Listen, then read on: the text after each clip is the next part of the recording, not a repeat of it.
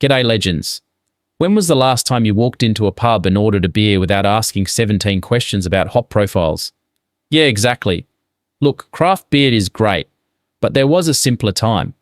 You knew what you liked, you knew what your state drank, and you had fierce bloody loyalty to your brand. Today, we're remembering 7 iconic Australian beers from the 80s and 90s that have either vanished or changed beyond recognition.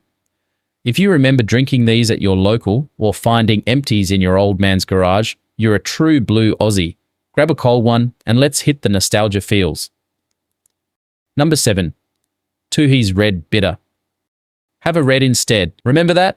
Everyone talks about Tooheys New, but Red Bitter was the working man's beer that deserved way more respect. Picture this, 1987. You've just knocked off work, covered in dust. You order a schooner of red and that first sip, that's what beer was supposed to taste like. 4% alcohol, proper full strength. That iconic red can with the stern bloke holding a schooner?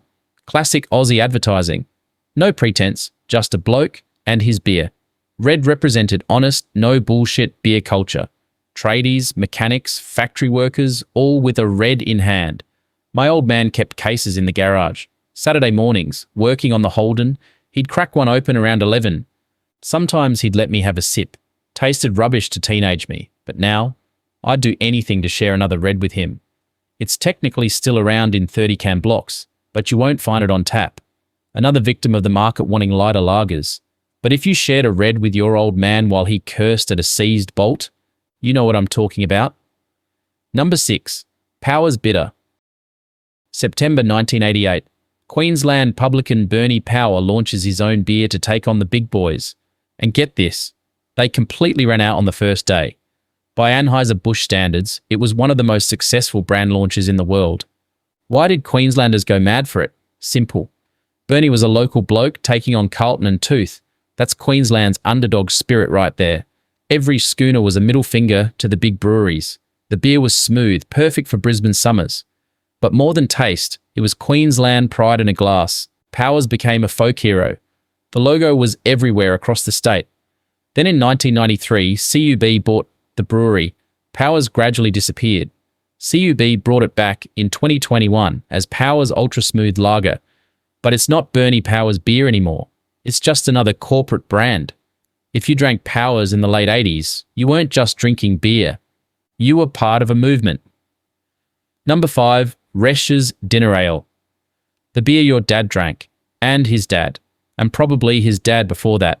Resch's was legendary NSDA brewing history dating back to the 1800s. Resch's DA and Pilsner were staples for decades. This wasn't trendy beer, this was beer that had been in Australian fridges for generations. The taste was distinctively bitter, more flavourful than modern lagers. It had character. You either loved it or you didn't, and Resch's was fine with that. First time I tried a Resch's DA, I was 19 at my uncle's place in Sydney. He hands me this old school brown bottle and says, "This is real beer, mate." He was right. You could taste the malt, the hops. It made you work for it. But once you developed a taste, nothing compared. Regular production stopped around 2000, but fans organised Enessidor Resch's Appreciation Society and campaigned for years.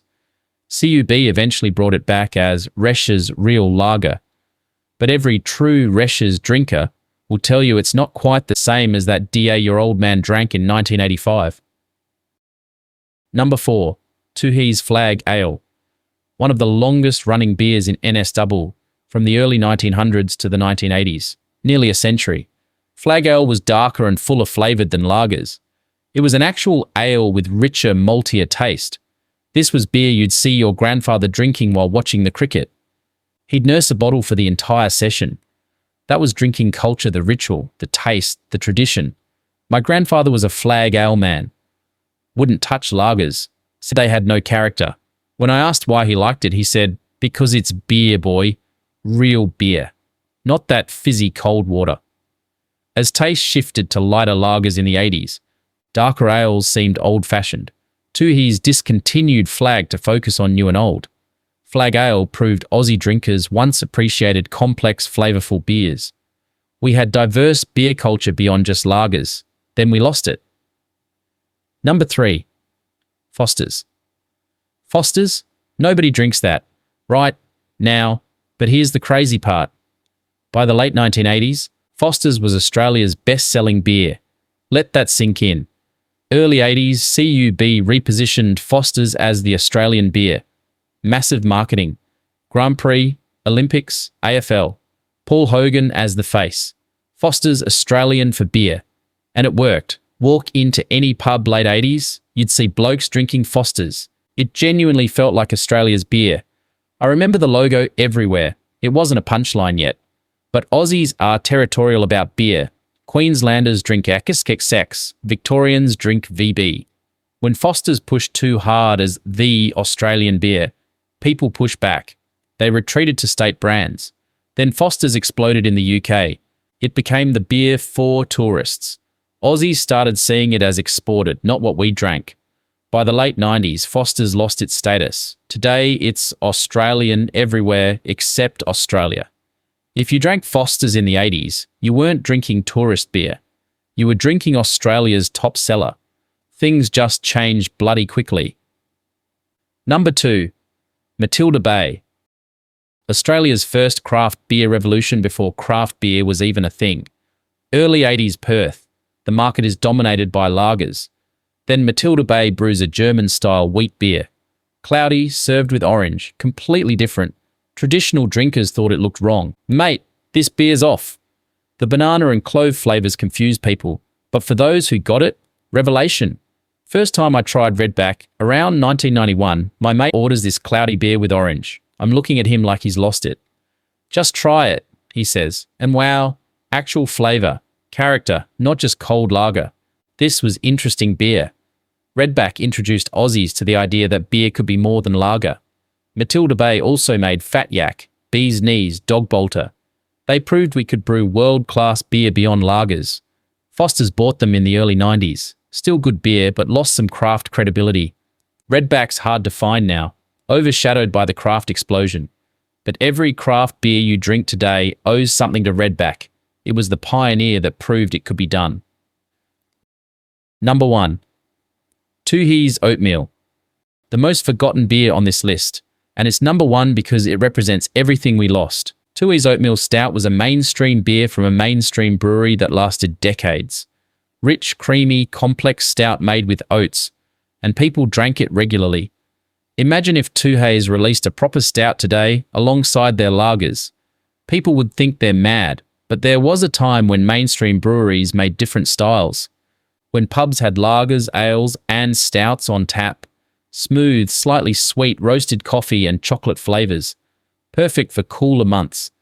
This wasn't craft beer before craft, it was just normal beer normal people drank. My uncle drank it year-round, even in summer, said, "I'm drinking to enjoy it, not just cool down. Beer should taste like something."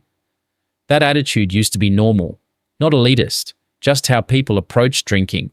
But the lager tsunami swept everything away. Tooheys discontinued it to focus on lagers.